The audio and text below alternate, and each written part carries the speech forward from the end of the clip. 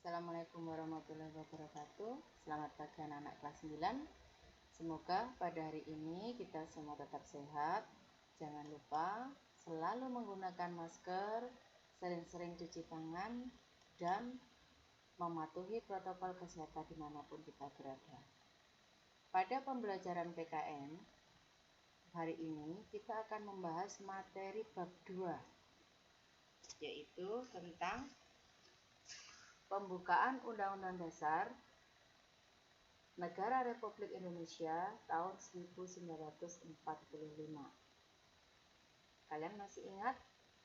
Undang-Undang Dasar 1945 itu disusun oleh Panitia BPUPKI, kemudian disahkan oleh Panitia PPKI pada tanggal 18 Agustus 1945.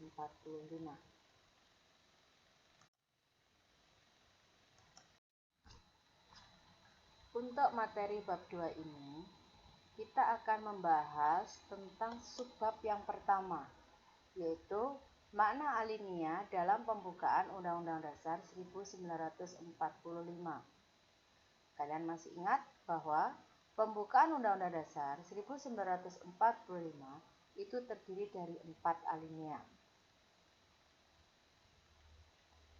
Selanjutnya, nanti kita akan membahas tentang apa makna pada masing-masing alinea tersebut. Namun sebelumnya, kita akan membahas tentang apa landasan hukum sehingga pembukaan Undang-Undang Dasar 1945 itu disepakati untuk tidak akan dirubah. Landasan hukum yang pertama adalah ketetapan MPR nomor 9 MPR 1978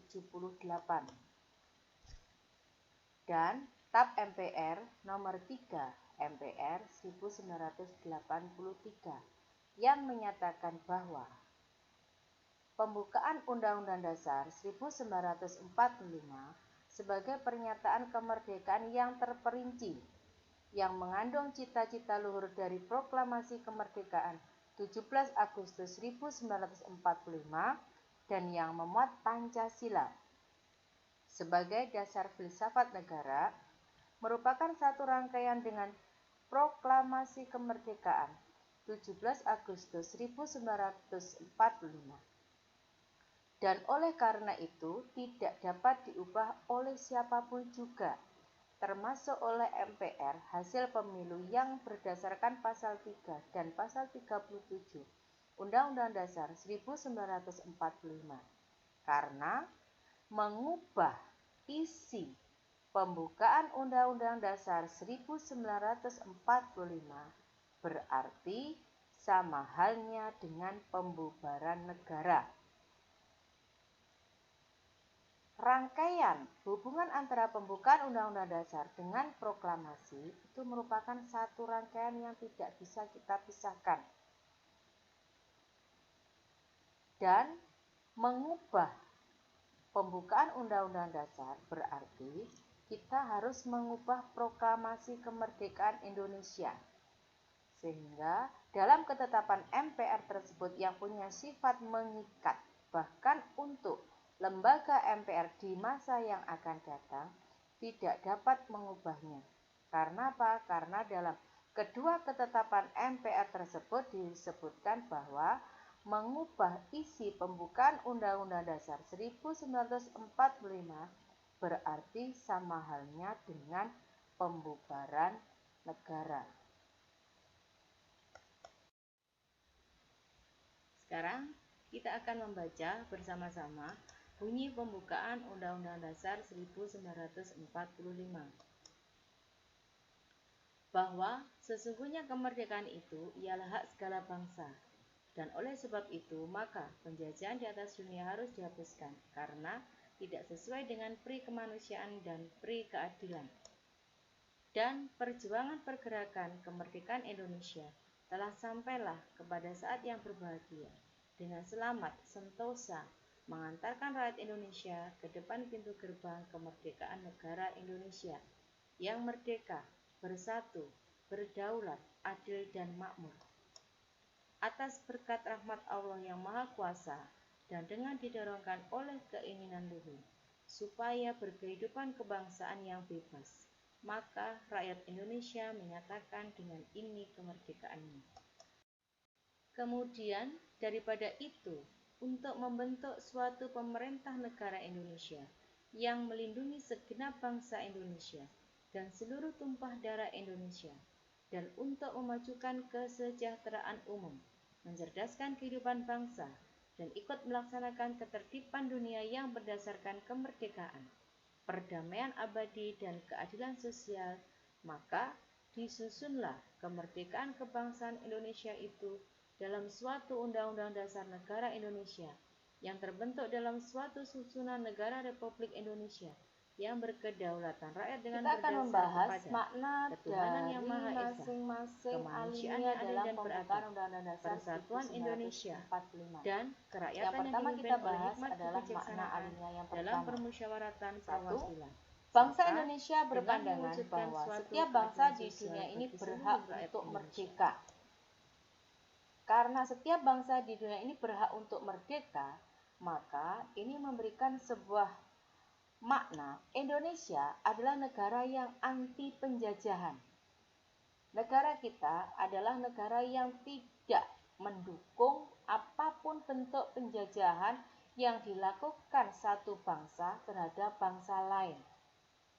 Karena penjajahan itu tidak hanya berupa penjajahan secara fisik atau yang kita sebut perang, tetapi penjajahan itu juga bisa mencakup seperti penjajahan ekonomi, penjajahan budaya, atau pemaksaan sebuah budaya terhadap sebuah bangsa, atau juga penjajahan-penjajahan dalam bentuk-bentuk yang lain.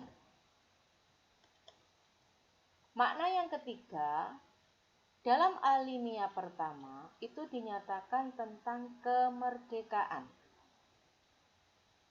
Bunyi proklamasi pada kalimat pertama itu menyebutkan, kami, bangsa Indonesia, dengan ini menyatakan kemerdekaan Indonesia. Maka kalimat pertama pada proklamasi tersebut diperjelas pada alinea yang pertama, bahwa sesungguhnya kemerdekaan itu ialah hak segala bangsa, sehingga semua bangsa di dunia ini berhak merdeka, termasuk bangsa Indonesia. Tidak melihat atau tidak ada sebuah hubungan apakah bangsa yang kecil itu tidak boleh merdeka, ataukah hanya bangsa yang besar, bangsa yang penduduknya banyak itu yang boleh merdeka. Semua bangsa di dunia ini berhak untuk merdeka dan berhak untuk mengatur bangsa dan negaranya sendiri tanpa ada campur tangan dari negara lain. Selain ketiga makna pada alinea pertama, ada dua hal yang bisa kita temukan. Yang pertama adalah dalil objektif. Dalil objektif pada alinea pertama menyatakan bahwa kemerdekaan sebagai hak bagi bangsa semua di dunia. Karena kemerdekaan merupakan hak asasi sebuah bangsa yang bersifat universal. Dari pernyataan ini termuat dalil objektif yang menyatakan bahwa semua bangsa di dunia berhak merdeka. Berarti penjajahan itu tidak sesuai dengan nilai-nilai pri-kemanusiaan dan pri-keadilan, di mana nilai pri-kemanusiaan dan pri-keadilan itu adalah nilai bersifat universal.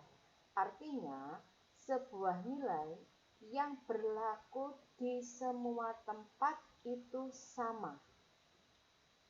Yang berlaku di semua tempat itu sama berarti tidak memandang dari suku, agama, ras maupun golongan. Dari dalil objektif ini menyatakan penjajahan apapun yang ada di dunia ini melanggar nilai-nilai kemanusiaan karena memandang manusia itu tidak memiliki derajat yang sama. Padahal setiap manusia itu memiliki derajat yang sama, mempunyai hak asasi yang sama. Kalian masih ingat di kelas 8 bahwa hak asasi itu adalah hak dasar yang.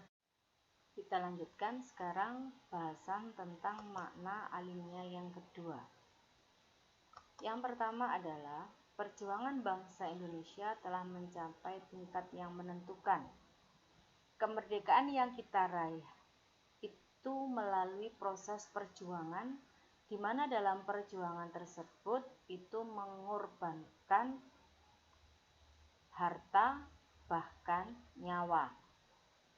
Banyak sekali contoh-contoh para pejuang kemerdekaan bangsa Indonesia seperti Dyt Nyadin, Pangeran Diponegoro, Teuku Umar, maupun para pejuang yang lain. Sehingga perjuangan mereka di masa lalu itu sudah mencapai tingkat yang menentukan bagi bangsa Indonesia untuk merdeka.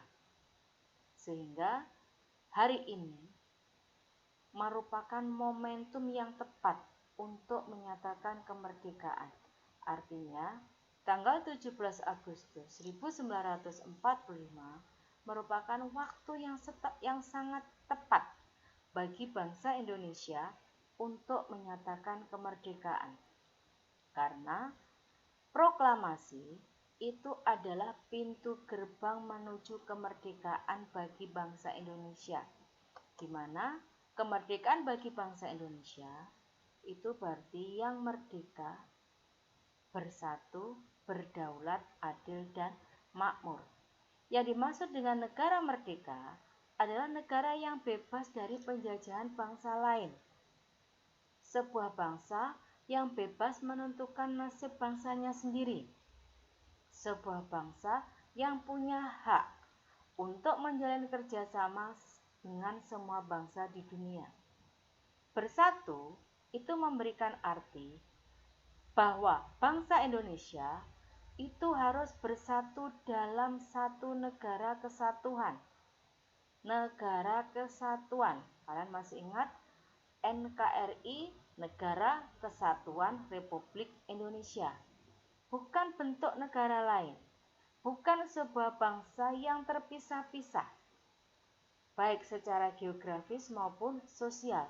Walaupun secara fisik bangsa Indonesia terdiri dari hampir 15.000 pulau, hampir 300 suku bangsa, 6 agama yang berkembang di Indonesia, berbagai macam ras yang tinggal di Indonesia.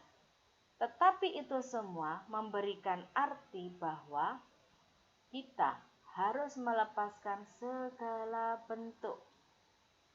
Apakah ras yang berbeda, apakah agama yang berbeda, apakah golongan yang berbeda, apakah pulau yang berbeda, maka berbeda-berbeda tadi itu tidak boleh menyebabkan terjadinya perpecahan, tetapi malah menyatukan satu bangsa. Berdaulat memberikan makna bahwa bangsa Indonesia setelah merdeka bebas menentukan arah dan kebijakan bangsanya sendiri tanpa ada campur tangan dari negara lain, maka inilah disebut dengan kedaulatan. Adil memberikan makna bahwa negara Indonesia menegakkan keadilan bagi warga negaranya. Keadilan berarti adanya keseimbangan antara hak dan kewajiban semua warga negara. Tidak ada perbedaan pada warga negara Indonesia. Semua warga negara sama, punya kedudukan yang sama, punya hak yang sama, punya kewajiban yang sama.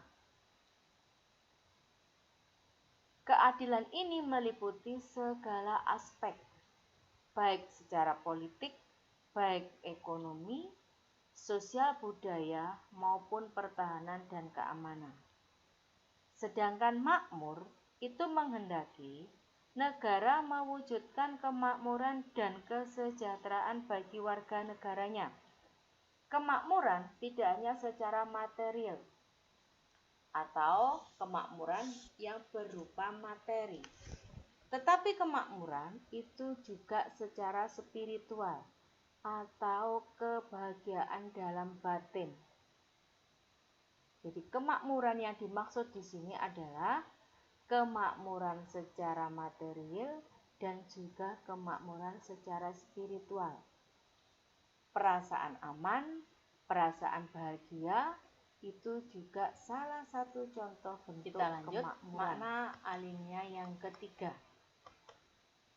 Makna alinea yang ketiga salah satunya adalah menyebutkan tentang bahwa bangsa Indonesia adalah bangsa yang religius, yaitu bangsa yang percaya, yang meyakini tentang adanya Tuhan.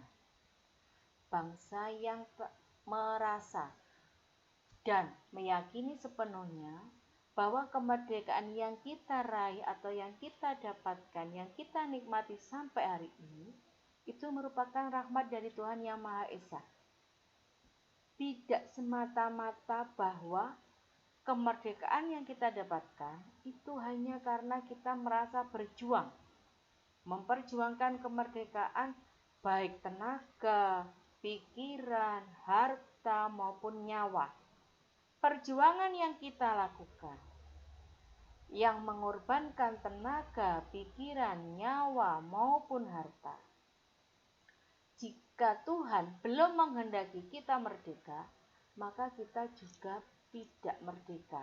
Sehingga ini melatar belakangi pada makna alinea ketiga. Dalam alinea ketiga di awal kalimat pertama disebutkan atas berkat rahmat Allah yang Maha Kuasa. Bangsa ini menyatakan kemerdekaan yang kita dapatkan itu adalah rahmat. Maka bangsa Indonesia adalah bangsa yang sangat percaya dan yakin tentang Tuhan. Segala sesuatu tentang kemerdekaan ini yang kita dapatkan itu tidak hanya karena perjuangan, tetapi juga merupakan rahmat dari Tuhan Yang Maha Esa. Kita lanjut sekarang makna alinea yang keempat. Yang pertama, pada alinea keempat itu memuat tentang tujuan negara. Tujuan negara itu ada dua, yaitu tujuan umum dan tujuan khusus. Tujuan umum yang ingin dicapai oleh bangsa Indonesia adalah ikut serta melaksanakan ketertiban dunia yang berdasarkan kemerdekaan, perdamaian abadi, dan keadilan sosial.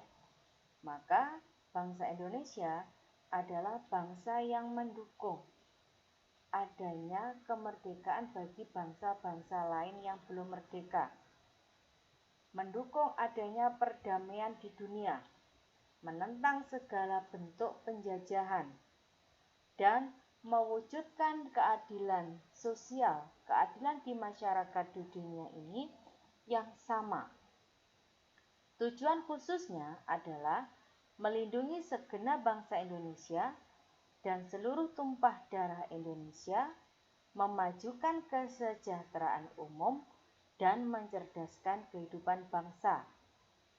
Tujuan negara Indonesia setelah merdeka adalah melindungi segenap bangsa dan seluruh tumpah darah. Berarti semua bangsa Indonesia, semua rakyat Indonesia, tidak memandang ras, golongan, agama, yang mana rakyat Indonesia ini bisa hari ini ada di negara atau wilayah NKRI, tapi mungkin ada dari sebagian saudara-saudara kita yang berada di negara lain karena suatu hal tertentu, maka negara punya kewajiban untuk melindungi mereka. Seluruh tumpah darah Indonesia, seluruh wilayah geografis di Indonesia, baik dari Sabang sampai Merauke, wilayah lautan, wilayah darat, wilayah udara, wajib untuk kita lindungi. Kemudian, memajukan kesejahteraan umum. Bagaimana meningkatkan kesejahteraan bangsa Indonesia? Bagaimana membuat bangsa kita lebih baik dari dulu?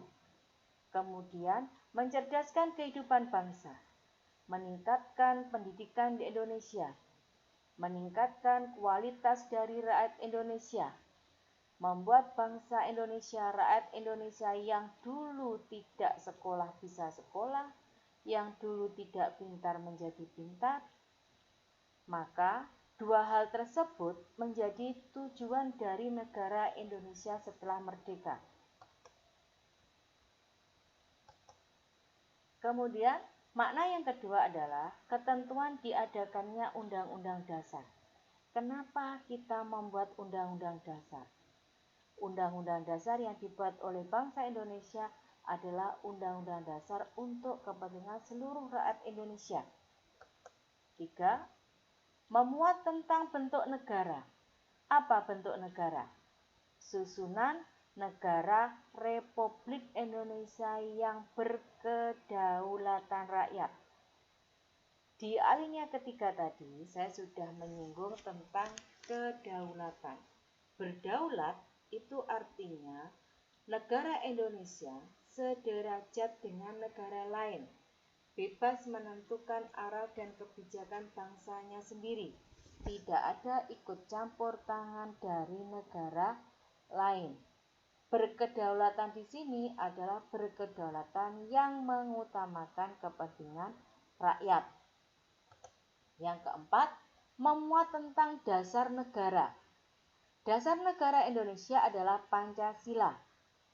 Pada alinea keempat, dimuat tentang Pancasila, isi dari sila pertama sampai sila yang kelima.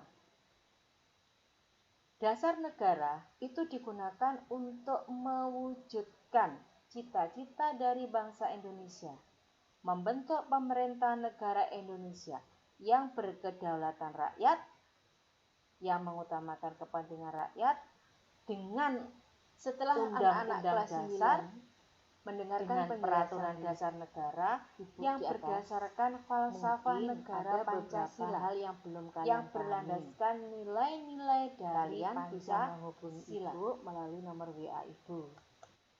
Setelah kalian pahami materi tersebut, kalian bisa mengerjakan soal di Google Form. Selamat mengerjakan, kerjakan soal itu dengan sungguh-sungguh dan jawab dengan benar. Terima kasih atas perhatian kalian. Jaga selalu kesehatan kita dan selamat berakhir pekan. Wassalamualaikum warahmatullahi wabarakatuh.